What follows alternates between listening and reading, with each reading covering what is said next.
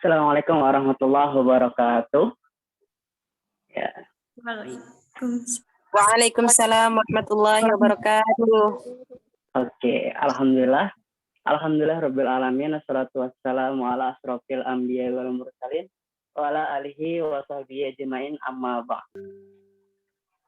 Yang pertama-tama marilah kita panjatkan puja dan puji syukur kita atas kehadirat Allah Subhanahu wa taala, yang mana berkatnya lah kita dapat berkumpul pada malam hari ini di acara Zoom kita, yaitu Sharing Night yang diadakan oleh YN Banjarmasin. Ya, di mana komunitas Yuk Ngaji Banjarmasin ini ya salah satu komunitas dakwah yang juga mengajak para ikhwan dan akhwat fillah untuk terus taat kepada Allah dan juga semakin menuntut ilmu.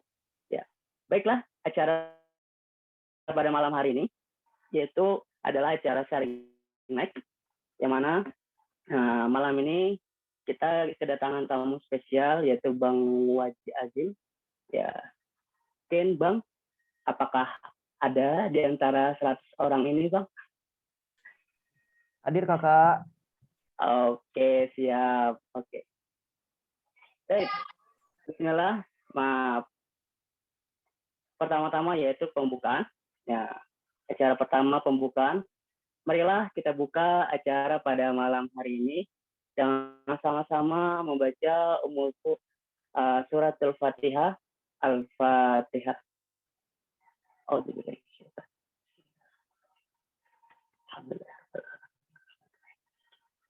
Ya kan.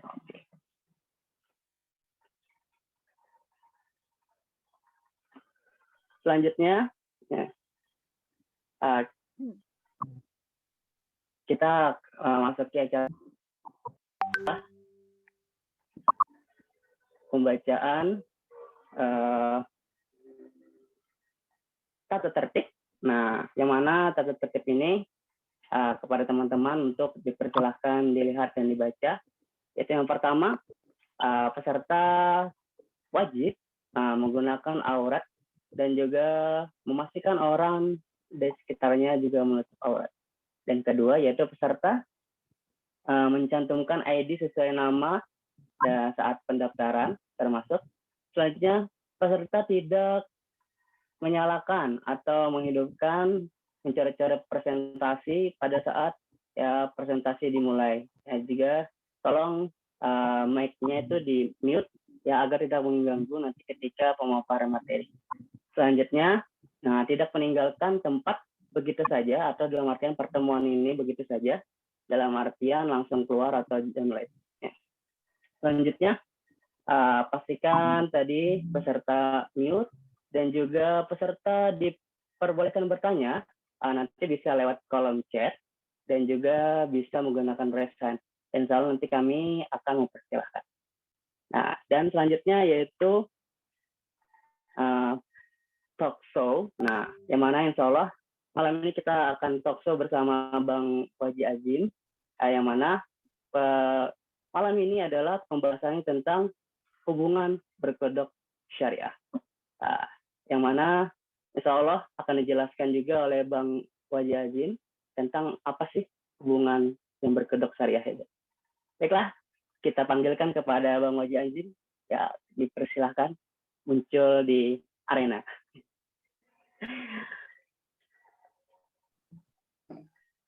Oke. Assalamualaikum Bang. Waalaikumsalam warahmatullahi wabarakatuh. Gimana, sehat? Oke, sehat. Alhamdulillah. Abang gimana, sehat Bang? Alhamdulillah, badan sehat, kantong enggak? Alhamdulillah. Oke. Aman kan Bang? Udah mati lampu lagi kan Bang? Oh, insya Allah aman. Tapi sekarang lagi masih hujan-hujan ya. Semoga aja nggak mati lampu lagi. Amin, amin. Ya, siap. Baik, kita akan mulai Bang. Ini mungkin agak santai tapi serius ya, bisa lah. Jadi kita nggak gaya ustad kayak gimana gitu Bang ya. Jadi yang penting santai aja kita. Ya santai, dan yang penting ilmunya dapat dan sama-sama kita sambil belajar di sini. Oke. Yang pertama, kita akan tanya-tanya ke Bang Waji. Ya. Tapi sebelum itu kayaknya kurang afdol Bang kalau nggak kenalan dulu ya Kak. Siapa tahu di antara teman-teman sini ada yang belum kenal Abang ya. Siapa sih Abang ini ya? Gitu. Oke, dipersilakan Bang untuk perkenalan dulu Bang. Oke, bismillahirrahmanirrahim. Assalamualaikum warahmatullahi wabarakatuh. Alhamdulillah, Allahumma shalli ala Muhammad wa ala ali Muhammad. Raditu billahi rabba wa bil islami dina wa bi Muhammadin nabiyya wa rasulah. Rabbi shrah li sadri wa yassir li amri wa hlul 'uqdatam min lisani yafqahu qawli. Sebelumnya thank you buat teman-teman. Thank you juga buat Bang Didi Rahman sebagai MC. Sebelumnya saya mohon maaf banget ya karena kemarin itu mati lampu itu di luar kendali saya. Jadi saya nggak bisa join dan saya merasa menzolimi teman-teman semua. Dan mohon maaf juga buat Kak Rosanti Nur ya. Kemarin saya udah jadi mediator, saya mau komunikasi sama tim Yuk Haji Banjarmasin. Dan saya thank you juga buat Bang Fajar ya yang mengurus link segala macam di sini. Gimana teman-teman? Aduh, saya kalau kemarin tuh merasa bersalah intinya. Jadi intinya untuk perkenalan hal ini, mungkin teman-teman udah ada yang tahu saya. Ya, saya Wajdi Azim. Tugas saya di sosial media tuh ya ngegas-ngegasin orang. Di Padang, ya domisili di Padang. Ya kesibukan sekarang ya dakwah. Kesibukan utama saya dakwah. Adapun yang namanya editing segala macam itu kan sampingannya. Tugas utama itu kan dakwah. Gimana caranya menegakkan firman Allah di muka bumi kan gitu, ya kan? Gitu. Ya kira-kira gitu aja Bang, singkat-singkat aja. Oke, siap. Terima kasih Bang. Nah, jadi insya Allah teman-teman pada kenal semua. Mungkin salah satu, mungkin banyak Bang. Katanya tadi di grup panitia, katanya banyak yang bisa join Bang. Oh ya, sebelumnya mohon maaf kepada teman-teman. Karena ini terbatas hanya 100 peserta, ya. Kebetulan kaderullah ya kan. Kami belum mempersiapkan yang untuk Zoom yang webinar yang ribuan. Karena kami udah nyangka juga Bang. Sampai nggak ada slot kayak gini kan. Masya Allah, ya Allah, Masya Allah. Ya, kemungkinan di sini banyak followernya Abang nih, ya. Ya, salah satunya MC-nya ini follower juga, Bang. Wah, ternyata follower juga. Orang-orang kita juga ternyata. Iya, Masya Allah. Oke, Bang. Ya, terima kasih, Bang, atas perkenalannya. Oke, bagaimana? Abang siap kita mulai talk show gitu nih, Bang, malam ini? Oke, sebelumnya mau menjelaskan dulu ya bahwasan di sini belum ada Isya. Jadi kalau seandainya nanti lagi azan Isya kita stop sebentar, tapi kajian sholat kita lanjut. Ya, kita menggunakan kaidah yang namanya menuntut ilmu itu boleh menunda sholat sebentar untuk alasan menuntut ilmu. Jadi kalau seandainya azan sebentar, kita tahan dulu aja. Ya, tapi sekarang lagi belum azan, kita lanjut dulu aja, oke. Oh, karena di Kalimantan nih sudah Isya ya? Ajan, Bang. Sudah salat ya, sudah salat kami. Di sini Sumatera, Bos. Sumatera keras. Oh iya, siap, Bos. Oke, jadi siap. Nanti kalau ada kabarin aja, Bang. Aman, insya Allah. Oke. Ya. Oke, bismillah, Bang. Ya, malam hari ini adalah temanya hubungan berkedok syariah. Wah, ini keren sih katanya. Ya, apalagi ini lagi rame, Bang ya. Apalagi yang Abang masih cintil-cintil di story-story kan itu masuk gitu.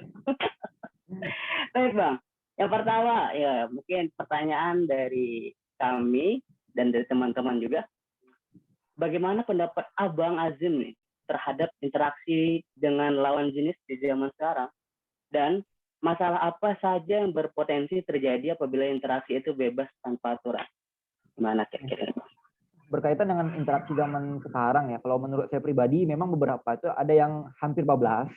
Nggak bablas banget, enggak, tapi hampir bablas. Memang beberapa ada yang bablas banget itu memang karena tidak adanya sekat antara interaksi dengan lawan jenis. Yang memang mereka itu tidak menerapkan prinsip-prinsip syariat di dalam lifestyle-nya mereka. Kalau seandainya batasan-batasan interaksi itu tidak dijaga, ya kemungkinan besar yang namanya perzinahan itu marak terjadi. Kalau seandainya perzinahan itu marak terjadi, ya kan, mohon maaf nih, perzinahan itu marak terjadi lalu kemudian lahirlah anak-anak yang anak-anak yang hasil zina misalkan. Lalu kemudian anak-anak hasil zina itu besar, tumbuh dewasa, dididik bukan dengan kasih sayang kedua orang tuanya, kemungkinan peradaban ke depan itu bakalan rusak. Karena yang tumbuh itu anak-anak hasil zina tuh, kacaunya gitu. Karena apa? Salah satu permasalahannya karena tidak dijaga tuh batasan interaksi. Gitu. Oke. Jadi itu salah satu dampak besar Bang ya ke depannya ya kan. Kita kan memikirkan jangka panjang gitu kan, bukan hanya sebatas melakukan sebuah perzinahan lalu hamil gitu, enggak. Tapi di balik itu semua, anak-anak yang lahir dari hasil perzinahan, mohon maaf banget, kebanyakan orang tuanya itu mendidik mereka, mengasuh mereka itu kebanyakan yang saya lihat ya, bukan berdasarkan kasih sayang. Ya, sebagaimana mohon maaf, ketika dia berhubungan itu bukan berdasarkan bukan ya kalau bahasa kasarnya nggak baca bismillah lah gitu. ada campur tangan syayatin gitu. Iya, syayatin Masya Allah. Iya, siap Bang. Nah, jadi itu termasuk dampak yang besar dan itu otomatis juga berpengaruh ke depannya Bang ya. Apalagi kan otomatis generasi-generasi selanjutnya bakal berganti kan, yang sudah sana kan akan berganti usia, dan otomatis nih kayak kita ini bakal berjenggot-jenggot ya Bang ya, ngasih anak ya. Ya, gitu. Asia. Oke, siap. Terima kasih ya Bang. Nah, itu salah satu tadi pendapat Bang Azin tentang interaksi selanjutnya. Nah, selanjutnya Bang, bagaimana aturan interaksi kalau di dalam Islam Bang? Apakah ada atau diarahkan atau di istilahnya kayak apa ya? Kayak diatur lah Bang. Silakan Bang. Oke. Yang namanya Islam itu kan komplit ya. Mana ada Islam itu yang tinggal sepotong, nggak ada gitu. Islam itu mengatur seluruh aspek kehidupan kita, termasuk yang namanya interaksi dengan lawan jenis. Tapi kita perlu catat teman-teman sekalian, buat teman-teman di sini perlu dicatat, Islam itu tidak mengekang ya. Islam itu tidak melarang teman-teman itu interaksi dengan lawan jenis, tapi Islam itu mengkondisikan gimana sih cara kita berinteraksi dengan lawan jenis yang sesuai dengan yang sesuai dengan syariat Islam ya. Bukan berarti hanya karena kita mengikuti aturan-aturan di dalam Islam lalu kemudian kita saklek gitu, enggak, tapi kita diatur dengan yang namanya koridor-koridor Islam ya. Perlu teman-teman catat, di dalam Islam itu ada 5 aspek, setidaknya ada 5 aspek yang membolehkan teman-teman itu berinteraksi dengan lawan jenis ya. Yang catat silakan catat ya. Yang pertama, ya, dicatat. Yang pertama, Islam itu membolehkan kita interaksi dengan kondisi militer misalkan. Militer. Kalau seandainya si cewek itu bekerja sebagai di bagian ATC pesawat, ya kan, pesawat tempur. Kalau pilotnya seorang pria, lalu kemudian yang ada di ATC lalu strategi itu adalah wanita, karena kalau secara psikologis wanita itu kan view angle-nya itu lebar ya. Maka ketika mereka melihat ada pesawat itu, mereka tahu nih mana-mana lawan pesawat yang akan timbul nanti menyerang pesawat si pilot laki-laki ini. Nah, itu salah satu contoh, salah satu kasus yang dimana teman-teman itu boleh berinteraksi dengan jenis. Yang pertama tadi apa? Militer. Yang kedua itu medis, ya medis. Sama seperti militer tadi barangkali kalau seandainya ada tentara yang jadi tentara cewek yang bekerja di medan tempur itu sebagai medis misalkan. Ya itu boleh. Kalau seandainya teman-teman bekerja sebagai bidan misalkan, lalu kemudian kebetulan pasien itu ya lawan jenis gitu, dan itu memungkinkan kita, memaksa kita setidaknya menyentuh bagian-bagian yang memang itu tuh ada uzur syar'inya. Ini bukan berarti kita bebas menyentuh ya. Nah, kalau seandainya bebas-bebas nyentuh nanti malah salah-salah, nanti takutnya begitu, di luar koridor syar'i nanti takutnya. Nah, seandainya kita bekerja di bidang kedokteran, di bidang bidan dan lain sebagainya, nah kita itu boleh berinteraksi dengan lawan jenis ya. Yang pertama tadi apa? Militer. Yang kedua medis. Yang ketiga hakim. Ya, hakim. Kalau seandainya yang terdakwa kasus adalah seorang wanita yang naudzubillah mungkin barangkali melakukan kekerasan kepada anaknya, atau kalau kasus wanita. Kalau wanita jarang kena kasus ya, cowok kena banyak. Iya. Cowok kayaknya Bang banyak. Ya oke lah. Intinya kalau seandainya yang terdakwa itu adalah lawan jenis misalkan, lalu kita sebagai hakim kita bisa memutuskan suatu peradilan memungkinkan kita harus interaksi dengan lawan jenis. Nah, itu boleh ya. Kita boleh berinteraksi dengan lawan jenis ya. Itu tadi hakim. Yang pertama tadi militer, medis. Yang keempat hakim. Itu adalah pendidikan ya. Kalau seandainya saya di sini ya sebagai, katakanlah sebagai apa ya jatuhnya, sebagai orang yang dikatakan mengajar juga ya. Saya nggak mau memposisikan diri sebagai guru lah, malu saya. Ini teman-teman mungkin yang lebih pro soalnya. Anak-anak yang ngaji saya tahu lah. Mungkin di sini sebagai ya katakanlah orang yang didahulukan seranting barangkali, maka kita boleh berinteraksi dengan memang ada batasan-batasan uzur syar'i, bukan modus ya. Kalau seandainya dalam konteks pendidikan atau teman-teman di sekolahnya barangkali kebetulan guru matematikanya itu adalah cewek misalkan, barangkali ibu-ibu misalkan. Nah, itu boleh kita berinteraksi dengan guru kita gitu. Yang terakhir ya yang jelas itu adalah bisnis. Kalau seandainya customer kita itu adalah cewek barangkali atau lawan jenis kita, nah maka kita boleh berinteraksi, memberikan pelayanan-pelayanan terbaik, karena salah satu keberkahan itu ada di dalam bisnis. Ya, tapi memang ya interaksinya itu ya sesuai uzur syar'i ya, bukan bablas. Jangan mentang-mentang hanya karena melayani pelanggan terus ada plus-plusnya, itu nanti Anda jadi masalah. Ya kira-kira gitu ya. Ada 5 tadi aspek yang setidaknya teman-teman bisa jadikan pedoman kalau seandainya teman-teman ingin berinteraksi dengan lawan jenis. Ya. BTW suaranya kedengaran nggak? Kedengaran ya? Ada tuh bilang suaranya ya, kurang kedengaran. Kalau seandainya kurang kedengaran nanti saya ngegas-ngegas kalian kaget. Karena sekarang kalau suara saya kedengaran Bang, kalau saya ya, bukan di live saya. Kalau di live saya ngegas-ngegas soalnya. Oh ya, siap. Nah, kalau suara saya kedengaran Bang? Nah, kalau seandainya kita berinteraksi di luar dari koridor itu, maka patut kita pertanyakan. Kalau seandainya orang-orang ini sudah keluar dari batasan syar'i, itu untuk menandakan itu mudah aja. Ya, kalau seandainya antum semua, teman-teman semua berinteraksi dengan lawan jenis dan percakapan itu kalau seandainya disebar dan teman-teman merasa malu atas percakapan itu, berarti kemungkinan itu khalwat. Kira-kira gitu. Oke. Bang. Itu ada yang komen, Bang. Kecepatan, Bang. Bisa dipelanin sedikit nggak? Ya. Bentar ya, lagi azan. Coba dilanjut dulu. Oke, siap. Kita tunggu dulu karena azan ya.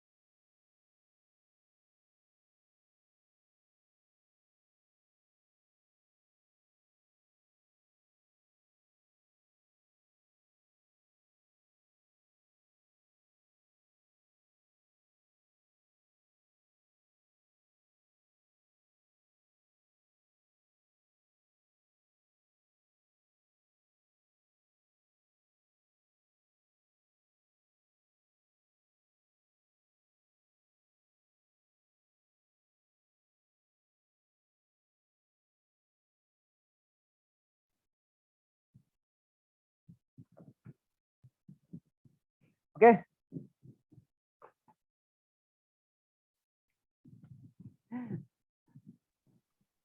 Siap, aman, Bang? Aman, yuk. Oke, buat teman-teman tadi pertanyaan tentang 5 poin tadi, ada nggak di sini teman-teman yang bisa ngulang gitu 5 tadi? Sebutkan 5 poinnya aja. Salah satu, oke deh, salah satu. Silakan. Ada nggak teman-teman yang chat. open cam, ya. open mic? Ayo. Ayo, boleh tuh. Open cam atau open mic. Oke, ada nggak di sini teman-teman yang bisa gitu? Oke. Tuh ada, Bang, di chat, Bang. Disebutin aja, jangan diketik. Sebutin. Oh, jadi ketik. Siap. Open cam, open mic, silakan. Open mic. Bagi peserta dan teman-teman, oke. Berbisnis, Bang, berbisnis. Sebutkan 5 poinnya, Bro. Ayo. Waduh, 5 poin. 5 poin. Ayo, Mbak Dana Bella, kita interaktif ya. Iya. Yang pertama itu kondisi militer. Yang kedua medis. Yang ketiga hakim. Yang keempat pendidikan. Yang kelima bisnis atau jual beli. Oke, siap. Siap. Dikasih ini ya. Giveaway 1 juta. Ayo, ada satu lagi deh. Yang cowok dong, Bang. Masih cewek, kalah cowok nih. Jangan mengandalkan cowok dalam soal mencatat ya, karena cowok itu malas mencatat. Seperti saya. Iya. Siap. Oke. Oke, Saya Ada nih mau satu coba. lagi. Lanjut. Saya mau coba. Ayo. Oke, boleh. Silakan. Tapi Yang dijelasin pertama ya, jangan itu- poinnya aja. Yang pertama itu di di militer. Jadi Oke. kalau misalkan memang itu dibutuhkan, jadi boleh diperbolehkan untuk berinteraksi sama lawan jenis. Terus yang kedua itu di bagian kesehatan, kayak misalkan contohnya itu Medis ada ya, seorang berarti. militer dan juga perawat bidan yang memang membutuhkan misalkan untuk diobati. Terus yang ketiga itu di hakim sebagai pemberi saksi, jadi boleh berinteraksi. Terus yang terakhir, yang keempat itu di bagian pendidikan, kayak misalkan contohnya itu interaksi antara guru dengan muridnya atau guru dengan siswanya. Terus yang terakhir itu di bagian jual beli gitu, atau misalkan di bagian bisnis atau berdagang gitu. Terima kasih. Oke, siap. Sip. Jadi saya ulang lagi ya buat teman-teman yang mungkin nggak tahu. Yang pertama, ya, interaksi dengan lawan jenis itu ada pada konteks militer. Ya, militer. Yang kedua itu medis, yang ketiga itu hakim, yang keempat itu pendidikan, dan yang kelima itu bisnis. Di luar daripada itu harus dipertanyakan. Ya, harus dipertanyakan. Oke, sip. Oke, siap. Oke. Selanjutnya, Bang. Oh, tadi ada yang nanya, Bang. Kita ini langsung yang di kolom chat boleh, Bang? Nanti aja ya, bertanya boleh nanti di akhir Atau aja. Kita bisa interaksi. spesial aja ya? Ya. Spesial aja ya? Akhir. Oke, siap. Oke, yang selanjutnya, Bang. Ini apa tanda-tanda seorang itu sudah siap untuk memasuki jenjang pernikahan? Tadi kan sudah interaksi nih soal bagaimana Abang jelaskan nih. Nah, ini kalau soal pernikahan nih bagaimana, Bang? Kira-kira. Perlu dicatat ya buat teman-teman di sini, mungkin masih ada yang sekolah atau mungkin masih ada yang kuliah dan sekarang belum siap untuk menikah dalam jangka waktu yang dekat. Kita perlu catat baik-baik yang namanya pernikahan itu dipersiapkan itu semenjak antum tuh akil balik, ya, bukan semenjak dekat-dekat pernikahan. Kalau seandainya antum itu mempersiapkan pernikahan hanya dekat-dekat hari H pernikahan, antum pikir yang namanya khutbah pernikahan dari Pak Kua itu bisa menyelesaikan permasalahan rumah tangga antum? Ya enggak, Pak. Ya, khutbah pernikahan itu hanya sejam itu. Ya, itu paling lama, itu udah malas orang dengannya. Tapi mempersiapkan pernikahan itu dari jauh-jauh hari, dari jauh-jauh mulai kita tuh akil balik, ya. Semenjak kita tuh akil balik. Jadi kalau seandainya ditanya apa tanda-tanda seseorang itu siap menikah, nah itu memang ada beberapa aspek. Yang memang pertama itu adalah kesiapan secara keagamaan, secara sokofah Islamiyah. Pemikiran Islaman itu seperti apa? Ya, pemikiran Islam itu seperti apa tuh? Dan yang kedua, siap secara psikis, ya. Siap secara psikis, mental. Bagaimana cara kita kalau seandainya terjadi sebuah konflik di rumah tangga, bisa nggak kita mengalah, ya? Kalau seandainya sebagai seorang cowok, jadi cowok tuh peka lah gitu kan. Jangan hanya ini bini udah ngambek kan, udah merajuk bininya minta-minta skincare, nggak pula peka. Ini kan masalah, ya. Ada masalah. Ya. Dan juga kalau sebagai seorang wanita, kalau seandainya ingin membantu seorang suami itu dalam menyelesaikan sebuah permasalahan, jadilah wanita yang to the point, ya. Jangan sungkan untuk membicarakan suatu hal. Ya kan gengsi, Bang, ya, itulah masalahnya. Ya kan? Gitu. Ya gitu ya, salah satunya itu yang pertama tadi siap secara agama, psikis dan fisik, ya. Yang namanya pola makan itu dijaga, olahraga, jangan begadang. Antum itu ingin melahirkan generasi-generasi pejuang Islam. Lah kalau dari sumbernya saja bermasalah, gimana nanti anaknya lahir seperti apa? Ya, ini hobinya begadang, makannya barbar, ya kan? Pagi makan seblak, siang makan soto, malam-malam makan rendang dalam bentuk mie instan. Nah itu kan masalah tuh. Pola makan tidak dijaga, itu mengaruh sama nanti kesuburan. Olahraganya juga dijaga, itu siap secara fisik, ya. Dan yang terakhir, mungkin yang kebanyakan jadi permasalahan adalah siap secara finansial. Maka ini perlu kita berusaha untuk menginvestasikan dana kita untuk mempersiapkan pernikahan. Dan ini teman-teman sekalian, mempersiapkan itu jangan ketika dekat-dekat pernikahan, kagok nanti, ya. Siapa contohnya? Saya. Ya, mempersiapkan finansial ketika dekat-dekat hari pernikahan, kagok, Pak, ya. Ketar-ketir jadinya. Maka teman-teman di sini yang mungkin masih sekolah, ya kan, barangkali ya mungkin baru masuk kuliah, masih jauh pernikahan ini. Nah, inilah kesempatan teman-teman untuk mempersiapkan diri ini.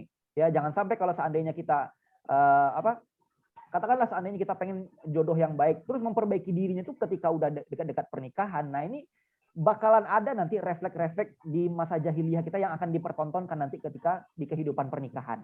Ya, yang namanya memperbaiki diri itu proses menjadi lebih baik. Ya, kalau seandainya kita memperbaiki diri, insya Allah jodoh yang datang itu akan jodoh-jodoh yang baik. Lalu gimana bang, yang namanya Firaun dengan Asia bang, kan banyak gitu kan, kebenaran kan, ya kan, Firaun dengan Asia, seolah-olah perangai kita tuh macam Firaun, pengen jodoh Asia.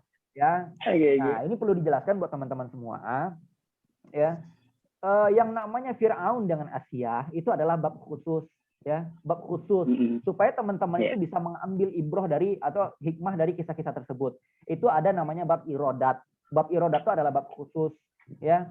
Apa bab khususnya? Apa makna yang harus kita ambil dari pelajaran Firaun dengan Asia? Firaunnya jodohmu, ya, ini buat cewek-cewek. Firaunnya jodohmu, kamu itu tetap bisa menjadi wanita terbaik di dalam Islam. Itu poin yang harusnya diambil. Bukan jodoh macam bukan jodoh macam Asia walau jodoh kayak Firaun ya. Enggak gitu, Pak ya. Enggak gitu tafsirnya, ya. Dan itu juga diambil kisah bahwasanya sesoleh-soleha apapun pasangan kita, sebaik-baik apapun pasangan kita, itu tidak akan menjamin keimanan Anda. Ya, pasangan yang solehah, pasangan yang soleh itu hanya memperbesar peluang agar kita bisa menjadi lebih baik, bukan menjamin kesolehan kita. Karena keimanan itu tanggung jawab masing-masing. Tapi tetap ya, pasangan itu bisa memperbesar peluang kita sebagaimana teman, sebagaimana keluarga, sebagaimana teman-teman kita di kampus, sebagaimana teman-teman kita di ngaji. Itu hanya memperbesar peluang kita untuk menjadi orang yang lebih baik. Tapi bukan berarti itu menjadi sebuah jaminan gitu ya. Ya kira-kira gitu. Oke. Siap. Jadi itu salah satu persiapan pernikahan tuh harus dari dini Bang, dari akil balik ya. Jangan pas dekat-dekat hari-harinya, wah, kagok nanti jalan Bang ya. Iya, kayak saya misalnya. Oke, siap. Itu tadi ya salah satu tanda-tanda seorang untuk siap memasuki jenjang pernikahan. Pertanyaan selanjutnya Bang, bagaimana langkah-langkah untuk menuju jenjang pernikahan? Nah, tadi kan persiapan nih. Kalau langkah-langkahnya bagaimana Bang? Ya, langkah-langkah itu tidak jauh beda dengan persiapan ya. Sebenarnya tidak jauh beda. Kalau ditanya apa langkah-langkah untuk menuju pernikahan, saya pribadi belum pengalaman. Tapi kalau seandainya teman-teman perhatikan tadi pertanyaan jawaban-jawaban saya, ya teman-teman tafsir sendirilah. Iya, siap. Jadi kurang lebih ya Bang ya, langkah-langkah itu hampir mirip lah. Ya, hampir mirip intinya. Jadi kalau seandainya teman-teman berbicara tentang persiapan, nah persiapan itu kalau seandainya teman-teman itu memang udah siap, langkah-langkah itu akan digiring secara otomatis Allah giring kita gitu. Jadi setiap step pernikahan orang kan beda-beda, ya kan? Iya. Oh mungkin ini maksudnya kali ya, step by step orang pernikahan ya mungkin. Bukan pengalaman. Nah mungkin itulah, itu kayaknya lebih mantapnya Bang. Oke. Yang pertama gini teman-teman, step by step untuk orang menuju pernikahan itu ya, yang paling simpelnya, kalau seandainya teman-teman ingin menguraikan lebih dalam, mungkin bisa nanti ikuti kajian pranikah atau segala macam ya, nanti tanya sama ustadz-ustadznya dan lain sebagainya. Nah kalau seandainya saya ceritakan secara singkat itu ada 3 poin ya, ada 3 poin supaya teman-teman itu nanti menuju yang namanya fase pernikahan. Yang pertama, teman-teman perlu catat ya baik-baik ya. Ini saya ngomong kecepatan apa enggak sih? Ya iyalah. Tadi ada yang komen kecepatan ada yang komen, sih Bang. Siap. Mohon maaf ya, karena saya ngomongnya emang cepat.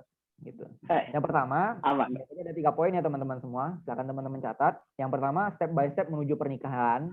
Yang pertama itu adalah ta'aruf. Ya, ta'aruf.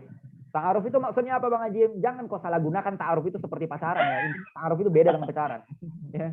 Ta'aruf ya. Secara makna bahasa, ta'aruf itu artinya kenalan. Ya, saya kenalan. Saya tidak kenal dengan Bang Deddy Rahman. Ketika saya berbicara dengan Bang Deddy Rahman, saya mencari tahu tentang informasi tentang kehidupan dia, maka itu namanya ta'aruf. Ya, saya tidak kenal dengan siapa misalkan, dengan siapa lah gitu. Pokoknya inti daripada ta'aruf itu secara bahasa artinya kenalan. Ya, tapi kalau kita geser maksudnya dalam konteks pernikahan, ta'aruf dalam konteks pernikahan itu intinya kita mencari tahu. Ya, kita mencari tahu tentang pasangan kita. Ya, di dalam ta'aruf itu kita boleh menanyakan bebas. Kita boleh tanyakan secara bebas, mau tanya tentang apapun boleh, ya. Kalau dirasa penting pertanyaannya boleh. Misalnya contoh, kau waktu 2019 dulu kau pilih pilpres siapa misalnya untuk menentukan gimana gitu kan. Kalau dirasa penting begitu ya tanya. Contoh, jadi kalau dirasa penting, ya. Ini balik lagi ke masing-masing. Apakah setiap pertanyaan orang itu penting apa tidak kan itu ya terserah, itu balik ke diri masing-masing. Nanti kalau seandainya kita nikah lalu kemudian yang bayar listrik itu siapa? Nanti kalau seandainya kita nikah yang bayar cicilan rumah itu siapa misalkan? Nanti kalau seandainya kita nikah yang mencari uang itu siapa? Nah, itu ditanyakan ketika ta'aruf. Ya, intinya di dalam ta'aruf itu kita jujur 100%. Itulah bedanya ta'aruf dengan pacaran. Kalau pacaran itu orang fake. Nggak ada kan tiba-tiba orang pacaran gitu memperlihatkan apanya kelakuannya yang macam kuntilanak merah. Enggak. Yang orang-orang pacaran itu intinya pencitraan, ya, pencitraan. Orang-orang pacaran itu tidak akan menunjukkan sifat aslinya ketika mereka itu pacaran.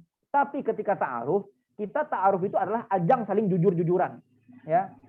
Kalau seandainya ada riwayat penyakit disebutkan nggak? Kalau seandainya dipenting, ya sebutkan, ya. Ada riwayat misalkan secara track record diperlukan, ya sebutkan. Riwayat pendidikan diperlukan, sebutkan gitu loh. Nah, ta'aruf ini tidak ada jangka waktu tertentu. Prinsip di dalam ta'aruf itu, catat baik-baik. Prinsip di dalam ta'aruf itu adalah semakin cepat semakin baik, ya. Semakin siap semakin baik. Jadi tidak ada batasan seperti orang-orang luar itu yang mengatakan ta'aruf itu batasnya sampai 6 bulan. Nggak ada, Pak. Kalau seandainya ada ta'aruf malam ini, malam itu juga Anda siap menikah, Anda bisa langsung khitbah, ya. Kalau seandainya malam ini masih belum serak misalkan, masih butuh pertanyaan-pertanyaan baru lagi, maka boleh disambung besok sampai antum itu siap. Ya, intinya secepat mungkin. Nggak usah bertele-tele, putuskan segera gitu ya. Nah, kalau seandainya sudah selesai ta'aruf, sudah sepakat, oke Pak, malam hari ini saya sepakat. Nanti insya Allah tanggal sekian kita akan nikah. Maka proses menuju akad nikah itu namanya khitbah. Ya, khitbah. Yang pertama tadi apa? Ta'aruf. Yang kedua, khitbah. Maka di dalam khitbah ini teman-teman sekalian, ya, di dalam proses khitbah ini adalah proses untuk menuju akad pernikahan. Ya, kita prepare segala macam. Kalau seandainya memang ada walimah segala macam, nanti kita dipersiapkan di proses seperti itu, gitu ya. Dan ketika proses khitbah, seorang wanita tidak boleh menerima ta'aruf dari pria lain, ya. Jangan menggandeng sekali banyak, Pak, ya. Anda itu cuma boleh kalau seandainya udah ACC satu cowok, nih buat cewek ya, kalau seandainya udah ACC satu cowok, jangan lagi diterima ta'aruf dari pria lain, gitu. Nah, kalau seandainya segala sesuatu sudah siap, segala sesuatunya sudah selesai, hari H pernikahan sudah ada, maka muncullah yang namanya akad pernikahan. Gitu. Ya, sesimpel itu aja. Nanti kalau seandainya teman-teman perlu uraian lebih dalam, nah nanti silakan teman-teman ikuti kajian pranikah. Ini saya jelaskan secara singkat aja supaya teman-teman tuh ada gambaran. Supaya kita paham nih perbedaan antara pacaran dengan ta'aruf. Ya, pacaran itu penuh ketidakpastian. Orang-orang pacaran bisa aja seketika memutuskan kalau seandainya, mohon maaf, kalau seandainya memang sudah dirasa nggak penting lagi. Bosan ya. Iya, kalau seandainya udah bosan. Yang namanya manusia itu punya bosan. Jadi ketika pacaran aja Anda sudah semena-mena seperti itu, lalu kemudian Anda berharap menikah, maka kemungkinan besar nanti ketika menikah Anda akan jauh lebih bosan. Silakan Anda rasakan itu manusia. Ya, gitu kira-kira teman-teman ya. Oke, siap. Nah, itu tadi salah satu langkah-langkah ya untuk menuju pernikahan. Nah, Bang, selanjutnya Bang, bagaimana cara mengontrol diri apabila belum siap menikah? Tadi kan yang step tuh, ini yang belum siap nih. Gimana? Kalau seandainya teman-teman itu belum siap, yang pertama itu dipersiapkan. Kalau seandainya belum siap ya dipersiapkan. Anda jangan melamun-melamun, Pak. Usia Anda tidak lama. Ya, walaupun masih bujang, masih gadis segala macam, kita persiapkan. Apakah itu persiapkan secara finansial, terserah. Apakah itu kita persiapkan secara keilmuan, terserah. Yang pertama itu kita persiapkan. Ya, ini buat cewek-cewek mungkin belajar ya bagaimana cara menjadi seorang ibu yang baik. Seorang pria itu belajar bagaimana cara menjadi seorang ayah yang baik. Seorang ayah yang baik itu 80% pendidikannya adalah persepsi, 20% simulasi. Jadi dalam arti kata seorang pria itu, seorang ayah itu dilihat sosok figurnya. Ya, jangan sampai ketika nanti kita melihat seorang ayah lalu kemudian anak itu minder sama ayahnya. Maka usahakan gimana caranya seorang ayah itu seorang anak itu bangga dengan sosok ayahnya gitu kan. Ketika seorang ayah itu keren, maka anak itu nanti bangkit mentalnya segala macam. Nah, itu persiapan. Ya. Itu persiapan seorang pria, ya. Ya, seorang ayah yang baik itu dimulai dari suami yang baik. Ya, seorang suami yang baik dimulai dari individu yang baik. Individu yang baik dimulai dengan kepribadian yang baik gitu. Ya, teman-teman semua. Intinya yang pertama tadi apa? Apa? Dipersiapkan. Dan yang kedua, kalau memang ini orang mesinnya udah overheat gitu kan, nggak mampu lagi segala macam menahan, yang solusi selanjutnya itu puasa. Teman-teman silakan puasa. Karena gini teman-teman semua, dalam kitab ruqyah itu dijelaskan ya. Saya kan belajar ruqyah sama Ustaz Muhammad Faizar ya. Dalam kitab-kitab ruqyah itu, dalam kitab Wiqayatul Insan minal jinni wasyaiton. Ini saya buka kitab lagi. Saya usahakan jangan sampai buka kitab ya, supaya nanti bahasanya mudah-mudah aja. Intinya dalam kitab-kitab ruqyah itu dijelaskan bahwasannya orang-orang yang kebanyakan makan, Ya, orang-orang yang kebanyakan makannya, Anda yang suka makan, ya Anda catat ya. Orang-orang yang kebanyakan makan sampai kekenyangan, itu potensi-potensi masalah yang terjadi di dalam diri dia adalah yang pertama, syahwat dia itu tinggi. Yang kedua, emosi tidak stabil. Dan yang ketiga, bangkai dia kemungkinan cepat, ya kemungkinan bakal cepat membusuk nanti ketika meninggal. Itu ada di dalam kitab Wiqayatul Insan Minal Jinni wa Syaitan. Di dalam kitab Ruqyah. Ya, itu dijelaskan di dalam kitab Ruqyah. Maka disarankan seorang mukmin itu untuk puasa. Dan di dalam psikologi juga dijelaskan bahwasanya apa yang kita makan itu akan mempengaruhi fisik kita, akan mempengaruhi psikis kita. Apa yang kita makan itu akan mempengaruhi secara psikologis kita. Jadi hati-hati buat teman-teman ya. Kalau seandainya makannya terlalu bablas, kebanyakan karbohidratnya barangkali kebanyakan zat gula, ya libido seksualnya bakalan kemungkinan tinggi. Maka itulah disarankan di dalam Islam.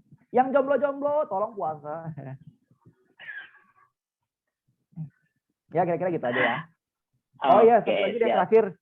Mungkin barangkali buat yang kontrol diri ya. Yang pertama, tadi itu saya jelaskan bahwa saya mempersiapkan. Yang kedua puasa. Dan yang ketiga, kalau seandainya teman-teman itu memang apa ya jatuhnya. Kalau bisa teman-teman itu sibukkan diri dengan kegiatan-kegiatan yang produktif gitu loh. Mungkin teman-teman yang bisa dakwah, bantu ustadz-ustadz kita dakwah dan lain sebagainya. Kita sibukkan kegiatan-kegiatan dengan yang lebih produktif. Ya kita punya bakat, asah bakat kita gitu. Ya kalau seandainya kita punya bisnis, kembangkan bisnis kita untuk membantu kemaslahatan umat, dan itu bisa dialihkan supaya teman-teman nanti bisa mengontrol syahwat teman-teman. Ya kira-kira gitu ya. Oke, siap. Mantap Bang, terima kasih. Selanjutnya Bang, nah tadi itu apabila belum siap kan menikah. Selanjutnya bagaimana tanggapan Abang nih? Ini kan kebanyakan anak-anak yang tidak siap, tapi malah pacaran syariah. Nah, bagaimana tanggapan Abang dan pacaran syariah, Bang? Minyak babi itu tidak akan jadi halal seketika hanya karena labernya Anda ganti jadi minyak wijen ya. Jadi Anda tidak usah, dosa itu tidak usah di life hack Pak. Ya. Anda berusaha melife hack dosa dengan mengganti istilah saja, tapi kontennya sama. Tidak akan ada orang-orang yang berdua di dalam kamar hotel terus baca Yasin gitu. Nggak ada Pak. Kalau Anda normal. Seandainya Anda, mohon maaf ya, kalau lagi berdua-berduaan di dalam ruangan, nggak mungkin Anda tuh tahlilan gitu kan. Ya tidak mungkin, Mbak. Anda kalau normal, Anda berzina. Maka yang namanya pacaran syariah itu tidak bisa dijadikan alasan sebagai Anda menutupi dosa, seolah-olah mengganti istilah, dan sebagainya. Hanya karena ada seorang selebgram yang barangkali Anda ikutin, lalu kemudian Anda jadikan mereka itu patokan. Tidak, Pak. Manusia itu bukan kebenaran mutlak. Jadi tidak usah Anda jadikan mereka itu sebagai rujukan Anda. Sebagai untuk bertindak dan lain sebagainya. Jadi itu ya. Jadi teman-teman semua yang mungkin barangkali ada pacaran syariah atau abi umi yang tidak pacaran, tapi barangkali memang mereka itu dekat gitu kan. Nah, Anda hati-hati ya, hati-hati tentang interaksi Anda. Kalau seandainya chat Anda itu disebar, Anda malu, berarti Anda sudah keluar. Udah itu aja intinya. Siap. Nah, selanjutnya Bang, itu kan pacaran syariah. Sekarang ini ada juga trennya hubungan tanpa status jar. Nah, itu gimana juga? Apakah sama, Bang? Iya, yang namanya Islam itu kan tidak menyebutkan secara eksplisit ya. Di dalam Al-Quran dijelaskan bahwasannya pacaran itu haram, enggak. Tapi di dalam Islam itu dijelaskan apapun yang mendekati zina itu haram hukumnya. Ya, ini saya udah menyampaikan hukum ini guys. Jarang-jarang saya ngomong hukum ini.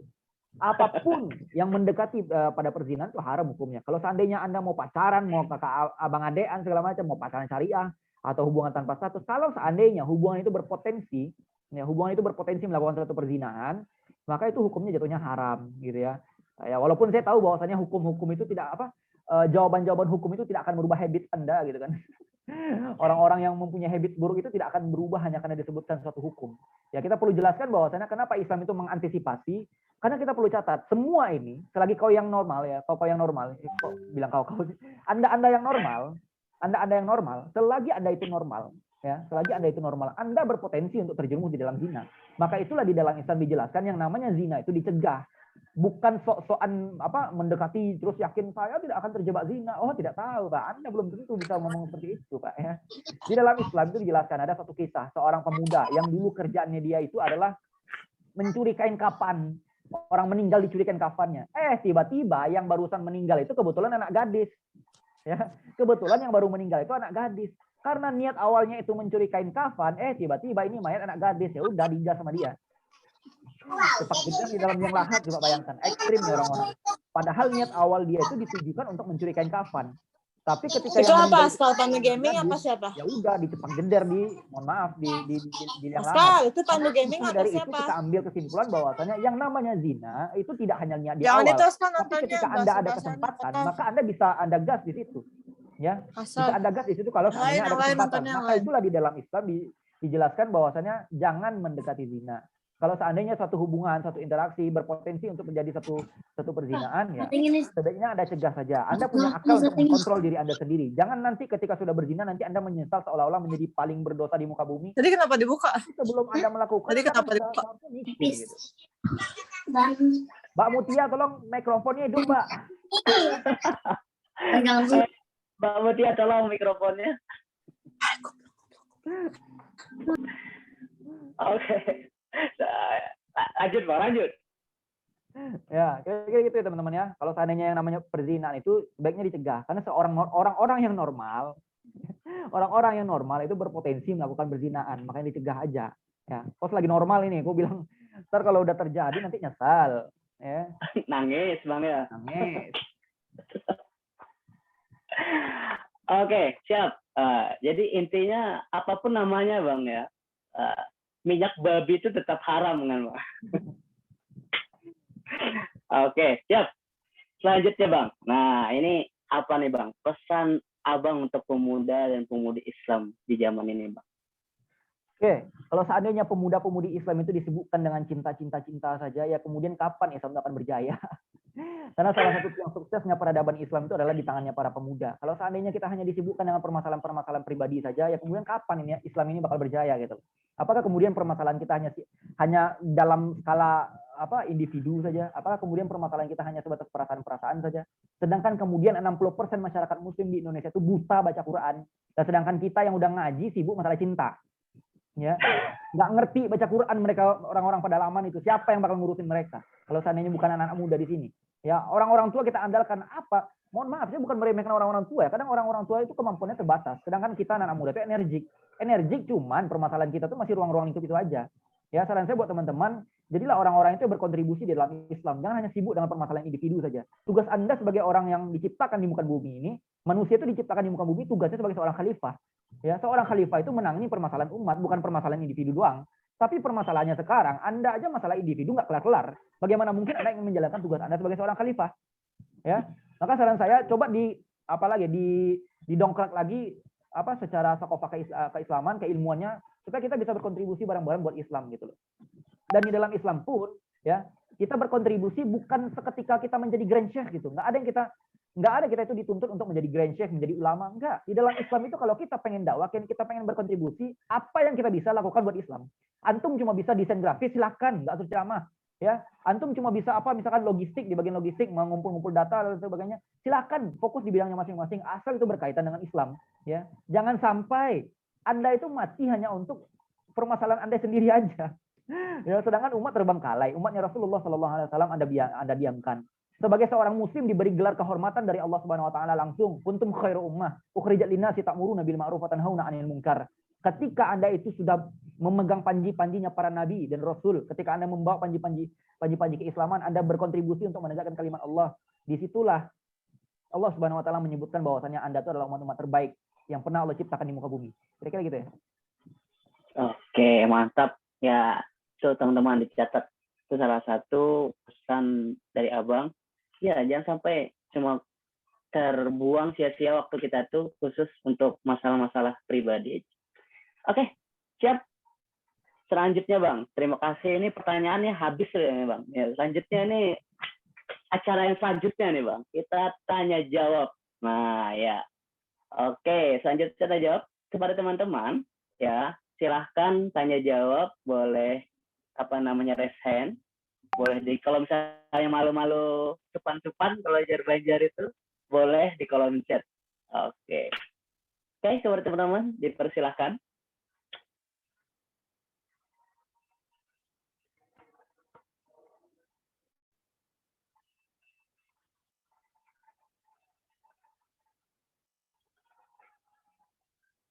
Oke, ini Bang ada pertanyaan pertama. Oke, dari Mbak Miftah Rahma. Oke, bagaimana cara mengingatkan teman jika sudah terlanjur pacaran? Ya, dipersilakan, Bang. Yang pertama, orang-orang yang pacaran itu orang-orang mabuk ya. Orang-orang jatuh cinta itu orang mabuk sebenarnya. Jadi kalau seandainya Anda mengingatkan orang mabuk, dua kemungkinan Anda tidak dengar atau Anda yang kena gas. Ya. Jadi yang pertama, kita ketika menasihati orang atau mengingatkan orang, yang pertama kali kita pikirkan tuh yang salah satunya adalah timing. Kapan kita menasihati dia? Kalau seandainya orang-orang lagi jatuh cinta lalu kemudian Anda nasihati, ya kemungkinan besar tadi Anda bakal ditolak atau kemungkinan besar Anda bakal digas balik. Ya, orang-orang yang pacaran tuh Anda pikir langsung bisa dinasihati? Oh tidak. Mereka tuh sedang jatuh cinta, sedang berbunga-bunga, lalu kemudian Anda katakan bahwasannya tindakan dia haram. Ngamuk mereka, Pak. Jadi seandainya, ya, kalau seandainya ada teman-teman kalian itu yang pacaran, lalu kemudian Anda pengen menasihati dia, maka timing yang baik untuk menasihati orang pacaran itu adalah sebelum dia pacaran atau sesudah dia putus lagi galau-galaunya. Di situ baru Anda bisa nasihatin dia. Kalau seandainya dia lagi jatuh cinta, lagi pacaran, lagi berbunga-bunga, ya kita doakan saja semoga tidak ada kemungkinan-kemungkinan yang terburuk terjadi pada diri dia. Karena kalau seandainya kita biarkan seperti itu, kemungkinan besar dia akan terjadi ya begitulah. Ya, gitu, Gitu, teman-teman. Siapapun kalau mau nasihatin orang, yang pertama salah satu yang perlu kita ketahui adalah jangan hanya sebatas nasihat doang, Bang, gimana cara nasihatin, Bang? Gimana cara nasihatin, Bang? Tapi yang perlu kita lihat adalah timing. Ya, timing. Gitu. Salah satunya lagi apa? Menyepadankan cara berpikir kita dengan lawan bicara. Jangan tiba-tiba nih orang nggak paham Islam, nggak pernah ngaji, baca Quran hancur, bacaan salat pun nggak hafal, tiba-tiba kita bawakan dalil la taqrabuz zina. Nggak ngerti mereka, Pak. Mereka ini tidak paham Islam, tiba-tiba ada cekokin dalil, muntah mereka. Ya, jadi cara menasihati orang tuh sepadankan cara komunikasi kita dengan lawan bicara. Menasihati itu bukan ajang yang menasihati itu lebih tinggi, yang dinasihati itu levelnya lebih rendah, yang apa? Karena prinsip di dalam nasihat itu adalah yang menasihati itu belum tentu lebih mulia dan yang dinasihati itu belum tentu lebih hina. Maka tugas kita sepadankan dulu cara berpikir. Supaya apa? Supaya lawan bicara kita itu nyaman. Supaya setelah kita nasihatin mereka itu nggak benci sama kita. Gitu, ya. Oke, siap. Terima kasih, Bang. Terjawab ya, Kak Miftah Rahmah. Oke, selanjutnya dari Kak Maisha Humayro. Kak, nikah pakai adat budaya gimana? Nah, gimana, Bang, menurut Abang? Ada masalah kalau memang tidak bertentangan dengan syariat. Oke. Siap, terjawab ya. Jadi tidak masalah apabila tidak bertentangan dengan syariat. Selanjutnya,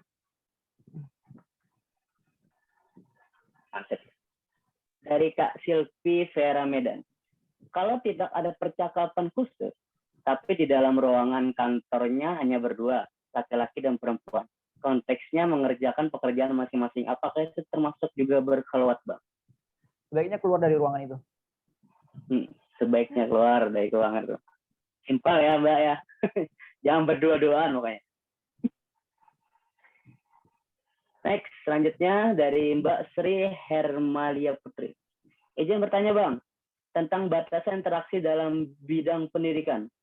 Kalau kita bersalaman dengan guru dalam konteks normatif, sementara guru tersebut lawan jenis, lawan jenis, bagaimana, Bang? Ya, saya memahami ya. Mungkin di sini ada adik-adik yang masih sekolah atau yang setelah pulang sekolah terus dia cium tangan gurunya kan sebagai salah satu bentuk takzim barangkali mungkin maksudnya. Tapi kita perlu catat bahwasannya kalau seandainya gurunya itu lawan jenis, sebaiknya jangan ya. Saya paham bahwa kadang kita nggak enakan gitu sama guru gitu. Ya ntar kita dikira apa gitu aneh dan lain sebagainya. Ya saya paham lah nggak enakan banget karena saya pernah sekolah dulunya. Ya tapi intinya kalau seandainya kita udah ngaji, maka kita perlu kedepankan, kita perlu prioritaskan yang namanya syariat Islam.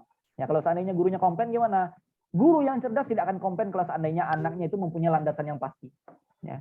Guru yang cerdas, guru yang baik akan mengerti kalau seandainya anak itu membantah dengan argumentasi yang punya landasan pasti. Kira-kira gitu aja. Ya, serahlah gimana caranya diri kita tuh nggak enakan sama Allah aja bukan sama manusia. Iya, jangan saya sama tahu manusia, ini Bang. paham lah gimana nih teman-teman gini, gimana rasanya agak-agak aneh gitu kan. Iya. Ya. Oke, siap. Selanjutnya, Bang. Ini dari Alia Siti Raina Lunad. Bismillahirrahmanirrahim. Afwan, Kak. Bagaimana cara agar kita dapat membatasi diri kita dalam berinteraksi dalam lawan jenis di zaman sekarang? Jadi lebih bagaimana membatasinya. Ini cara-cara atau step-stepnya, Kak, kira-kira. Sebenarnya kalau kita menyibukkan diri dengan hal-hal positif, terus kita punya teman-teman yang support kita, insya Allah itu tuh akan terfilter secara otomatis gitu loh. Ya, maka saran saya yang pertama itu sibukkan dengan kegiatan-kegiatan yang produktif. Kalau seandainya memang Anda ini tipikal introvert barangkali kan, introvert kan nggak suka rame-rame ya. Kalau seandainya tipikal extrovert bagaimana? Maka datanglah ke komunitas ya untuk menguatkan, saling menguatkan, gitu-gitu ya. Oke, siap. Ini ada puluhan, Bang. Bagaimana, Bang? Apakah filter aja ya, yang pertanyaan-pertanyaan yang memang sejenis nggak usah nggak usah digubris. Oke, siap. beda aja. Terus berkualitas. Kita cari dulu ya teman-teman.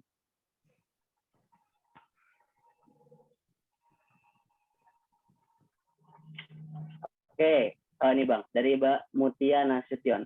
Assalamualaikum warahmatullahi wabarakatuh. Bagaimana pendapat kakak tentang orang yang pacaran secara terang-terangan sudah dianggap hal biasa di zaman sekarang? Ada juga yang mengatakan pacaran itu tidak ngapa-ngapain, padahal sudah jelas di dalam Islam pacaran itu dilarang. Sedangkan istilah dan bercampur baur dan lawan. Dan tidak boleh kecuali dalam ketika kita harus belajar menuntut ilmu. Nah, jadi itu bagaimana kira-kira ketika kita maraknya itu dalam artian apa yang harus kita lakukan, Kak, ketika melihat yang seperti itu? Orang pacaran itu suatu saat nanti akan ada dalam satu hadis itu dijelaskan bahwasanya di akhir zaman nanti bakalan ada itu masa-masa momentum-momentum di mana orang-orang berzina di pinggir jalan itu udah biasa aja. Setebal-tebalnya iman seseorang pada saat itu ya cuma bisa mengucapkan permisi aja. Mungkin apa yang saya lakukan sekarang itu dinilai oleh fansnya salah satu selebgram bentuk menjatuhkan dan lain sebagainya. Apa yang saya kritik di instastory saya misalkan barangkali kepada artis-artis tertentu itu adalah salah satu bentuk saya menentang supaya yang namanya istilah-istilah orang berzina di pinggir jalan itu tidak menjadi suatu hal yang lumrah, batasan-batasan interaksi tidak dijaga dan lain sebagainya. Ya, orang-orang pacaran dianggap biasa. Ya, yang bisa saya lakukan sekarang ini adalah mengkritik secara terang-terangan. Orang-orang pacaran dianggap biasa, sedangkan kita menyampaikan kebenaran takut-takut. Nah, ini yang menjadi persoalan nih. Ini menjadi PR kita bareng-bareng. Orang-orang itu berbuat kemaksiatan secara terang-terangan, sedangkan kita yang ingin bersuara kadang takut. Kalau seandainya kita memang pengen di baris terdepan nahi mungkar, itu keren banget. Tapi kalau seandainya kita tidak bisa, seminimal mungkin kita jangan ikut merusak. Seminimal mungkin kita jangan mentoleransi. Ya, kalau memang bagusnya memang kita berkontribusi langsung untuk menentang hal-hal semacam itu. Kalau seandainya mampu ya, kalau nggak mampu ya udah nggak masalah. Minimal menentang lah. Oke, siap. Terima kasih, Bang. Nah, selanjutnya ada lagi nih, Bang. Dari Mbak Hartini. Izin bertanya, Kak, mohon pencerahannya. Kalau orang yang pengen nikah, boleh nggak sih cowok atau cewek melakukan interaksi seperti chattingan atau teleponan dengan alasan ta'aruf? Nah, itu bagaimana? Harus ada pihak ketiga ya, jangan berdua dong. Kalau bisa harus ada pihak ketiga. Oh, kalau mau video call boleh nggak? Boleh, asal nanti ada pihak ketiganya. Ya, asal ada pihak ketiga. Kalau seandainya di chat lewat text box boleh nggak? Boleh. Nanti bikin aja grup dan ada di situ nanti walinya apa segala macam. Ya. Saya nggak berduaan aja. Masukin keluarga, Bang. Karena proses ta'aruf itu ada wali ya, jangan berdua. Jadi kalau seandainya Anda ta'aruf merujuk kepada salah satu selebgram ya kan dengan mengatakan idaman kamu seperti apa, aku ingin memantaskan diri. Nah, itu tidak sesuai dengan syariat yang sebenarnya ya. Berdua-duaan gitu. Oke, siap. Oh, ini ada lagi, Bang, dari Mbak Vita Muhammad. Bismillah, izin bertanya. Apakah foto dengan lawan jenis atau foto satu kelas gitu termasuk ikhtilat, Mbak? Nah, ini sering terjadi ya. Kalau masalah hukum saya nggak tahu ya. Saya sebagai seorang fotografer juga sedang mempertanyakan hal semacam ini sebenarnya. Dan saya belum menemukan hukumnya itu seperti apa. Ya, mohon maaf ya kalau ini di skip dulu. Karena kalau hukumnya kita harus penuh pertimbangan. Kalau saya nggak tahu ya saya bilang nggak tahu. Ya, oke. Terima kasih, Bang. Selanjutnya,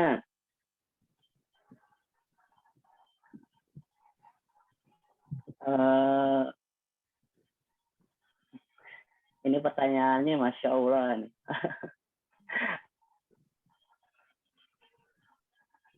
Ini kalau di luar pembahasan boleh nggak, Bang? Boleh. Ini ada yang oke. Anda mau tanya tentang ruqyah sekalipun boleh. Masya Allah. Itu teman-teman silakan ya. Kalau yang pengen tanya tentang yang di luar tema boleh. Ini dari Mbak Mutmainnah. Nah, izin bertanya tapi di luar bahasa. Apakah berwudu dalam keadaan haid itu sama saja dengan mempermainkan wudu? Padahal niatnya cuma ingin menjaga wudu terutama saat keluar rumah. Itu bagaimana? Ya, ada pendapat yang mengatakan bahwasannya itu mempermainkan wudu dan lain sebagainya. Ada juga pendapat yang mengatakan bahwasannya orang haid itu tetap boleh berwudu. Ya, itu pendapat yang masih diperselisihkan. Silakan gunakan saja pendapat yang mana lebih hati-hati. Itu aja. Kalau masalah hukum jangan tanya ke saya ya, karena saya bukan fuqaha nih. Saya ini tukang ngegas, Pak, bukan hukum, bukan orang yang paham hukum. Saya memahami fikih itu hanya sebatas usul fikih aja, bukan fikih khilafiyah. Oke, siap. Oke, terima kasih, Bang. Selanjutnya. Oke, ini sudah dijawab tadi.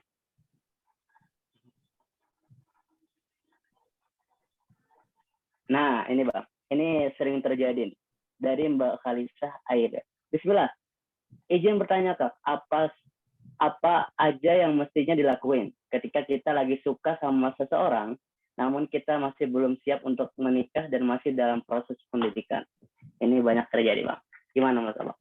Oke, kalau seandainya kita itu memang belum siap, sebaiknya jangan untuk mencoba-coba masuk ke dalam jurang itu aja. Yang namanya perasaan menggebu-gebu di zaman sekarang itu, ya. Perasaan Anda yang menggebu-gebu sekarang ini nih, Anda lagi jatuh cinta sama si opa-opa itu, ya. Lalu kemudian Anda rasanya pengen menikah dengan dia, ya Allah, aku pengen jodoh dengan dia, ya Allah, tolong persatukan kami, ya Allah. Anda suatu saat nanti perasaan itu akan hilang, ya. Percayalah bahwasannya yang namanya perasaan semacam itu akan hilang suatu saat nanti. Maka saran saya jangan sampai Anda ini jangan sampai dibodohi dengan perasaan lalu kemudian seolah-olah hanya karena dialah seorang pria yang satu-satunya bisa memenangkan hati saya. Oh tidak. Kalau seandainya memang belum siap untuk menikah, dipersiapkan dari sekarang, ya. Kan memang belum siap nih, lagi sekolah, lagi kuliah dan lain sebagainya. Maka fokus dulu apa yang perlu dipersiapkan, ya. Kalau seandainya ketika lagi kuliah pengen menikah gimana, Bang? Boleh, silakan kalau memang udah siap, ya. Siapnya atau tidak itu kan bukan diukur berdasarkan tamat sekolah atau tamat kuliah, tapi kan diri sendiri, ya. Anda udah siap belum? Nah, gitu. Balik lagi tanya diri Anda. Ya intinya itu aja teman-teman. Ini buat mbak-mbak hati-hati banget. Kalau seandainya kita jatuh cinta itu tidak berlandaskan kepada Islam, maka yang namanya pria itu akan gila karena nafsunya, dan yang namanya wanita itu akan gila karena perasaannya dia. Maka kalau seandainya kita emang jatuh cinta, memang luruskan itu karena Allah Subhanahu Wa Taala. Bukan hanya berdasarkan perasaan kita aja. Atas dasar apa kita menilai seseorang itu baik? Atas dasar apa kita menilai bahwasannya dia itu adalah pria yang soleh? Atas dasar apa kita mengatakan bahwasannya dia cocok untuk menjadi pasangan saya? Ya, sedangkan kita aja belum belajar, sedangkan kita aja belum siap. Lalu kemudian kita bisa mengukur bahwasannya kita udah siap dengan dia. Anda ini mau blunder apa gimana? Pernikahan itu bukan apa, Pak? Bukan trial error, Pak. Jadi kalau seandainya terjadi suatu problematika dalam rumah tangga, kemudian Anda tidak siap sebelumnya, yang masalah itu bukan pernikahan Anda, tapi Anda tidak siap sebelum menikah. Oke, siap. Terima kasih, Bang. Ya. Oke. Oh ya teman-teman, sorry ya, ini karena terbatas waktu, mungkin tinggal 1 atau 2 pertanyaan lagi Bang ya. Ya. 1 atau 2 disuruh open mic deh. Ya. Nah, oke, siap. Open mic, open cam. Semua interaksi. Saya malas kalau sepi-sepi doang. Saya kan biasanya suka ribut-ribut ya. Nah, ini kita minta Mbak Irmawati. Oke. Beliau tadi bertanya di kolom chat, semua bagus pertanyaannya. Cuma kita minta silakan buka open mic atau buka video. Silakan, Mbak Irmawati. Oke, terima kasih. Assalamualaikum warahmatullahi wabarakatuh. Waalaikumsalam. Waalaikumsalam warahmatullahi wabarakatuh. Terima kasih atas kesempatan yang telah diberikan kepada saya. Izin bertanya, Bang, maaf di luar pembahasan. Bagaimana dengan orang yang meminta-minta untuk diruqyah? Sedangkan saya pernah dengar katanya di dalam Islam itu tidak bisa untuk meminta-minta untuk diruqyah. Begitu, Bang. Oke. Assalamualaikum. Waalaikumsalam. Itu hadis daripada Aisyah radhiyallahu anhu. Humul ladzina la yasqun wa la taun wa la tatafayyarun wa ala rabbihim yatawakkalun, ya. Ada orang-orang yang kemudian dia itu tidak bisa masuk surga tanpa hisab dan azab, ya. Karena dia itu yang pertama, dia itu humul ladzina la yasqun wa la taun, ya. Mereka itu meramal dan lain sebagainya, ya. Orang-orang yang meramal lalu kemudian dia minta diruqyah dengan ruqyah yang syirik, bukan dengan ruqyah yang syar'i. Jadi kebanyakan orang-orang ini salah tafsir tentang hadis ini karena kebanyakan tuh, ya. Kebanyakan orang-orang itu salah tafsir tentang hadis ini sehingga mohon maaf banget, kadang saya ngelihat pasien-pasien ruqyah itu ditakut-takutin sama hadis ini karena dia membaca hadis secara tekstual, ya. Hadis maksud ini, maksud daripada hadis ini, ya, larangan ruqyah yang dimaksud itu adalah ruqyah dengan unsur-unsur kesyirikan. Karena di hadis lain Rasulullah itu pernah bersabda, ya, la ba'sa birruqyah ma lam yakun fihi syirkun. Tidak mengapa kita melakukan ruqyah asal tidak ada unsur kesyirikan di dalamnya. Ya, dulu ada sahabat Nabi, dia mengatakan kepada Nabi, dia ngadu kepada Nabi, ya Rasulullah, dulu semasa kami jahiliyah, kami biasa melakukan ruqyah ya Rasulullah. What do you think about my ruqyah ya Rasulullah? Nah, gitu kan ditanya sama Rasulullah. Apa kata Rasulullah? Coba dong kalian perlihatkan ruqyah yang kalian lakukan, dipertontonkan sama sahabat itu. Ketika Rasulullah jawab, apa kata Rasulullah? Muncullah hadis tadi, la ba'sa birruqyah ma lam yakun fihi syirkun. Tidak mengapa kalian ruqyah asal tidak ada unsur kesyirikan di dalamnya, ya. Nah, hadis yang dimaksud tadi ada orang-orang yang meminta diruqyah lalu kemudian dia tidak bisa masuk surga tanpa hisab dan azab, ya. Oke lah kalau seandainya hadis itu dibaca secara tekstual. Kalau seandainya Anda minta diruqyah, tapi kemudian hobi Anda baca zodiak, hobi Anda nonton si Roy apa namanya?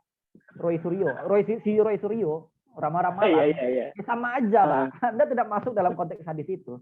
Maka maksud daripada hadis yang mungkin larangan itu, yang banyak miskomunikasi di antara kita, itu adalah hadis tentang ruqyah syirik yang mengandung unsur-unsur kesyirikan.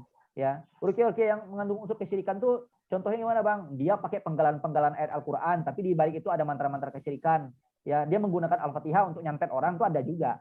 Ya, ruqyah syariah itu salah satu tandanya apa, Bang? Ada di dalam kitab Fathul Bari, Al-Hafiz Ibnu Hajar Al-Asqalani.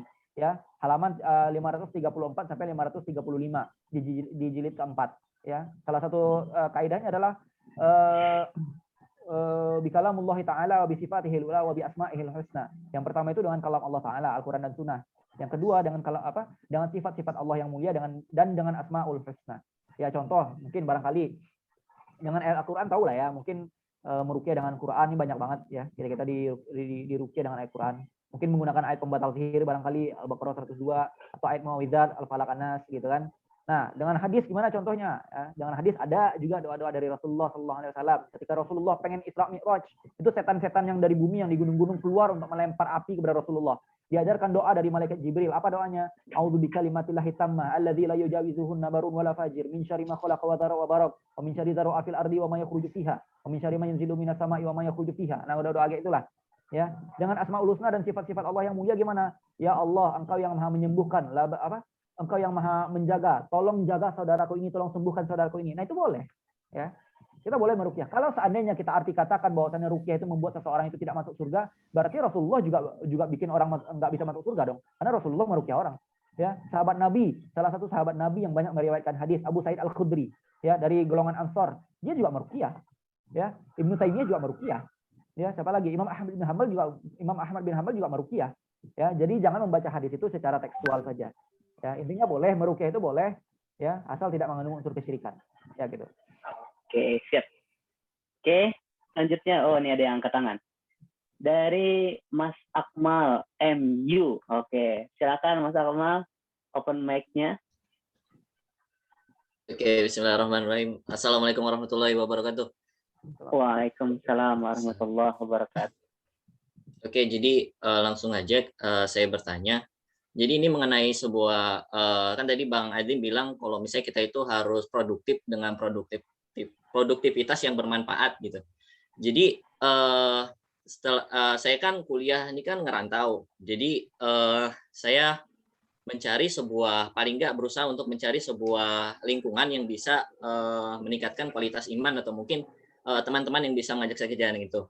Nah, cuman yang jadi masalah adalah saya ada diajakin sama teman kakak tingkat buat masuk, coba kamu masuk ke sini nanti kita belajar Islam gini. Cuman yang membuat saya ragu dan tidak ikut dalam kelompoknya dia itu karena yang ngajak saya ini bahkan nggak sholat 5 waktu gitu, sholatnya bolong-bolong. Jadi bagaimana saya mencari keberkahan dalam perkumpulan dia, sedangkan yang ngajak saya aja itu nggak apa ya istilahnya, nggak sholat. Bahkan mungkin di story WhatsApp-nya aja dia kadang foto bareng pacarnya atau mungkin ya seperti itulah. Ya, bagaimana tanggapan Pak Adin mengenai hal itu gitu? Oke. Kita perlu pahami dulu bahwasannya kisah daripada Ashabul Kahfi itu adalah kisah yang namanya menyatukan frekuensi orang-orang yang beriman gitu ya. Orang-orang, pemuda-pemuda Ashabul Kahfi itu pada dasarnya awalnya itu nggak saling kenal, tapi Allah persatukan mereka semua atas dasar bingkai keimanan. Maka kisah yang harus kita ambil daripada kisah itu adalah ketika kita senantiasa memperbaiki diri, Allah itu pasti akan menyatukan kita dengan orang-orang yang sefrekuensi dengan kita. Ya, mungkin barangkali kita perlu bareng-bareng lagi untuk memperbaiki diri supaya circle kita tuh adalah orang-orang yang baik. Nah, mungkin kalau kasusnya seperti Mas Akmal tadi, ya Mas Akmal BTW orang mana? Orang taunya? Saya dari Pangkalan Bun ke Palangkaraya. Palangkaraya. Deket aja sih. Ya? Kalteng. Kalimantan. Oke.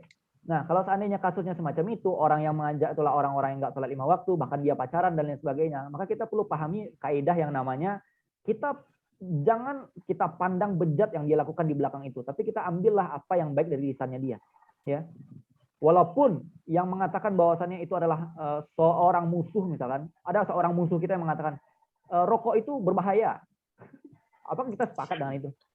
Apakah kita memandang itu hanya karena musuh lalu kita tolak kata-kata dia? Ya enggak, karena apa yang disampaikan itu benar. Rokok itu berbahaya. Itu misalnya contoh ya. Nah, kalau seandainya kasusnya semacam itu memang saya agak menyayangkan banget ya. Gimana ceritanya orang-orang yang mengajak ke jalan yang lebih baik tapi dia sendiri ya. Iya, sholatnya bolong-bolong. Iya, sholat 5 waktu itu dibolong-bolong gitu loh. Iblis itu melaknat Iblis itu tidak ingin sujud kepada Adam gitu. Bukan berarti iblis itu tidak ingin sujud kepada Allah. Ini orang melebihi iblis lah. Iblis itu tidak ingin sujud kepada Adam, bukan berarti tidak ingin sujud kepada Allah. Ini ada manusia yang pengen menandingi iblis, parah. Ya kira-kira gitu aja Mas, Bang Akmal ya. Yang namanya kata-kata baik dia mungkin kita tetap ambil, tapi kalau tindakan-tindakan dia jangan ditiru, jangan kita lihat apa yang dia lakukan, yang penting apa yang dia sampaikan aja. Kalau seandainya dia suruh gabung komunitas-komunitas ini, kalau seandainya memang itu serap ya, kalau seandainya circle-nya itu memang bagus, kalau circle-nya itu memang nggak jaim-jaim gitu kan, ini kan ada juga komunitas yang bikin jaim-jaim gitu ya kan ya. Nah kalau seandainya memang serap dengan komunitas itu ya silahkan, just do it. Ya, sekarang kan di Banjarmasin di Kalimantan ada ada yuk ngaji ya. Nah, just do it, man. Nah, that's right. Ya. Insya Allah di yuk ngaji. Seandainya saya kuliah di Banjar. Iya, di yuk ngaji ini Insya Allah orang-orang itu kita nggak terlalu kita nggak terlalu kaku-kaku orangnya. Karena kita di sini bukanlah orang-orang yang 100% grand sheikh ya. Tidak, Pak. Kita di sini ini bukan orang suci, Pak. Jadi kita di sini gimana caranya kita menyatukan frekuensi, tujuan kita sama-sama bareng, gimana caranya kalimat Allah ini bisa tegak di muka bumi dengan cara kita masing-masing. Ya. Tapi kita tetap satukan frekuensi, ya, utamakan itu adalah prioritas, utamakan itu adalah visi. Jadi teman-teman silakan cari komunitas-komunitas yang seandainya memang serap, ya. Saya kira gitu. Oke. Baik, terima kasih jawabannya. Luar biasa, Masya Allah. Terima kasih. Oke. Untuk Bang Akmal, untuk yuk ngaji itu udah harus orang Banjarmasin. Karena yang MC ini, sekarang MC-nya ini ada di Kalimantan Timur, Bang. Dan pembicaranya Masya Allah, luar biasa. Iya. Jadi Abang tinggal chat admin IG yuk ngaji Banjarmasin, gampang nanti Bang urusannya. Oke. Oke, siap. Dan pun ya kalau seandainya ini buat teman-teman yang lagi komunitas, yang kalau seandainya lagi ngumpul-ngumpul sama teman-teman hijrahnya, itu usahakanlah gimana caranya kalau seandainya waktu main ya main. Jangan ketika main malah bahas pengajian, itu bisa kaku orang nanti katanya. Ini kebanyakan komunitas-komunitas yang saya lihat gini ya, orang ini lagi nongkrong, ceritanya ini lagi nongkrong malah bahas keilmuan. Orang-orang yang bahas hijrah, orang yang baru hijrah ya jadi kagok. Salah nggak Bang gitu? Nggak salah, cuman kurang tepat aja kalau seandainya kita ngomongnya seperti itu. Ya kita bedakan dulu mana ketika lagi ngaji, mana ketika kita lagi nongkrong. Karena nongkrong itu adalah momentum-momentum kita bisa saling mengenal Bang ya. Saling emosional kita antara yang lain.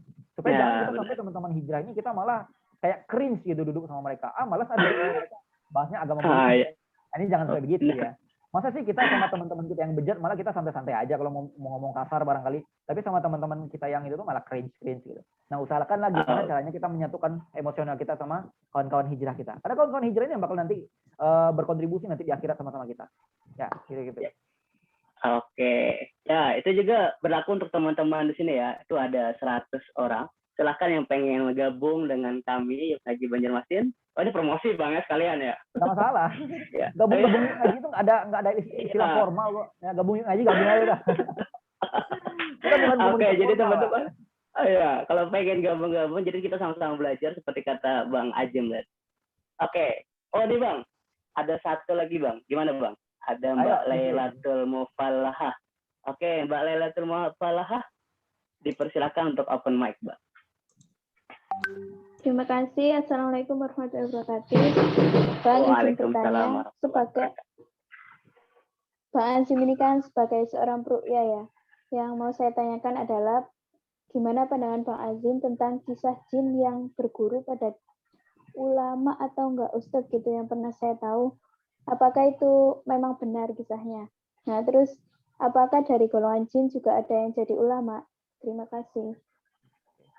Oke. Jin dengan manusia itu hampir mirip ya. Hampir mirip dalam arti kata mereka tuh sama-sama mempunyai beban taklif. Beban taklif itu beban halal haram ya, makruh mubah dan lain sebagainya. Jin itu juga wajib untuk berdakwah, wajib juga untuk mensiarkan Islam di dunianya mereka. Nah, adapun yang namanya kisah para jin itu berguru dengan para ulama, para habaib itu memang ada. Tapi bukan berarti jin itu boleh menawarkan diri untuk menjadi khodamnya para ulama tersebut, ya. Karena di dalam Islam itu dijelaskan ketika manusia dengan jin itu saling bekerja sama, maka sebenarnya mereka saling merugikan satu sama lain, walaupun memang secara kedok itu mereka untung, ya. Ya gimana ya kalau seandainya jin itu menawarkan diri untuk menjadi khodam dari para ulama itu.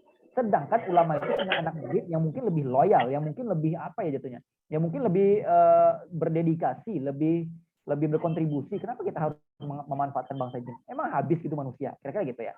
Nah, para jin-jin yang berguru dengan ulama-ulama para habaib itu memang ada, ya, itu memang ada. Ketika di masjid lagi ada kajian itu ada bangsa jin nggak ada, tapi saya nggak ngeliat.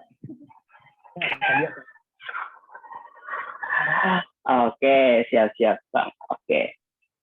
Oh, ini ada lagi Bang, angkat tangan. Gimana Bang? Apa kita persilahkan satu orang terakhir? Oke, kepada Mbak Intan Ponsel. Ya, Mbak Intan ini silahkan open mic Mbak. Terima kasih. Assalamualaikum warahmatullahi wabarakatuh. Waalaikumsalam warahmatullahi wabarakatuh. Baik, ini kan saya ingin bertanya, gimana jika ada seorang teman, namun dia belum menutup aurat dengan sempurna, tetapi dia ingin hijrah, pendapatnya gimana? Ada teman-teman yang pengen hijrah. Assalamualaikum warahmatullahi wabarakatuh. Oke, waalaikumsalam warahmatullahi wabarakatuh. Ada teman-teman yang pengen hijrah. Kita punya kawan, kita punya saudara pengen hijrah, tapi dia tuh belum menutup aurat. Maka kita sebagai kawan, kita sebagai saudara, jangan hanya mengandalkan lisan kita untuk metode dakwah. Tapi kita boleh ngasih hadiah dia. Kasihlah dia pakaian yang syar'i itu seperti apa, gamis, set, cadar, 1 set gitu kan. Kasih 7 lembar gitu. Jangan cuma lisan doang, tapi sekali boleh kita kasih hadiah gitu. Kita belikan gitu pakaian yang syar'i itu seperti apa, kita belikan dia gitu. Jangan hanya mengandalkan lisan doang. Boleh kita kasih hadiah. Ya. Oke, siap. Ya, terima kasih kepada ini, semoga terjawab ya.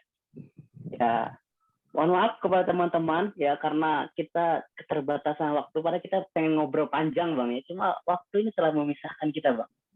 Oh, iya.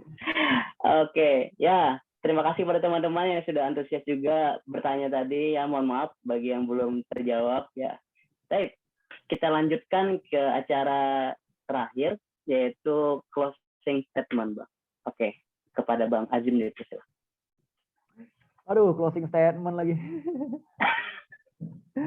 Ya, buat teman-teman, intinya closing statement saya nggak jauh-jauh dari tadi. Jadilah orang-orang yang memang berkontribusi buat Islam. Jangan hanya sibuk dengan permasalahan individu saja. Ya. Karena permasalahan individu, kalau seandainya Anda mati sebagai orang-orang yang sibuk dengan masalah individu saja, Anda bisa dikatakan hampir gagal untuk menjadi seorang khalifah di muka bumi. Ya, kira-kira gitu ya.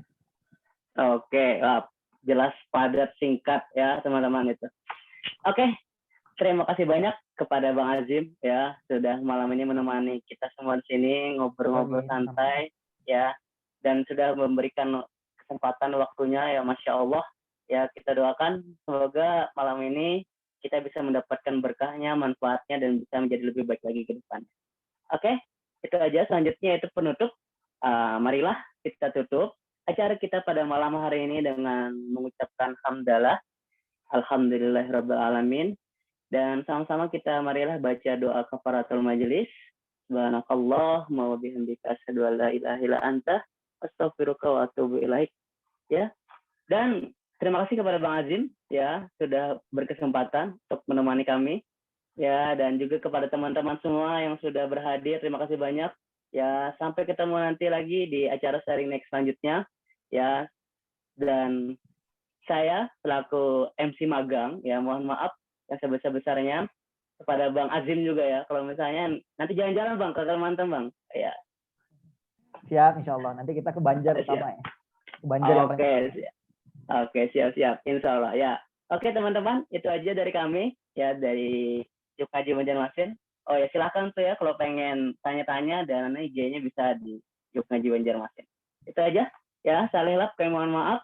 Ya, syukron. Alaikum. Assalamualaikum warahmatullahi wabarakatuh. Waalaikumsalam warahmatullahi wabarakatuh. Waalaikumsalam. Terima kasih Bang. Syukran, Ya, semangat terus. Sama-sama, Ya, Bang. Jazakumullah. Oke. Terima kasih Bang. Ya, sama-sama. Ini orang Banjar. Ini orang Banjar semua ya? Enggak Bang, ada yang dari Lampung. Ada orang Probolinggo Bang. Orang Jawa Timur. Dari Anda dari Aceh. berbagai wilayah Anda ya. Bisa-bisanya Anda masuk ke live-nya orang-orang Banjarmasin. Anda udah minta izin sama belum? Aja Anda.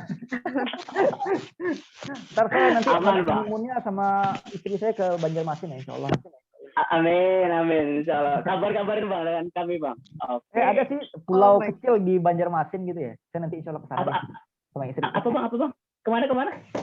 Ke pulau-pulau apa itu di Banjarmasin ada pulau apa? Pulau Kembang Bang. Pulau Kembang rame itu. Dia yang mirip Maldives itu loh. Oh, Masya Allah. Palangka Bang, Palangka. Oh, ada Palangka. Ya, siap. Oke. Oke, terima kasih teman-teman. Udah, saya Ya, pamit ya. dadah. Thank you buat teman-teman dan mohon Oke. maaf banget karena kemarin mati lampu ya. Dadah. Assalamualaikum warahmatullahi Oke, wabarakatuh. aman Bang. Waalaikumsalam. Waalaikumsalam warahmatullahi Oke, terima kasih teman-teman. Ya. Dan sampai ketemu nanti lagi di acara sharing next berikutnya. Stay tune terus di IG kami ya. Oke. Allahu Akbar.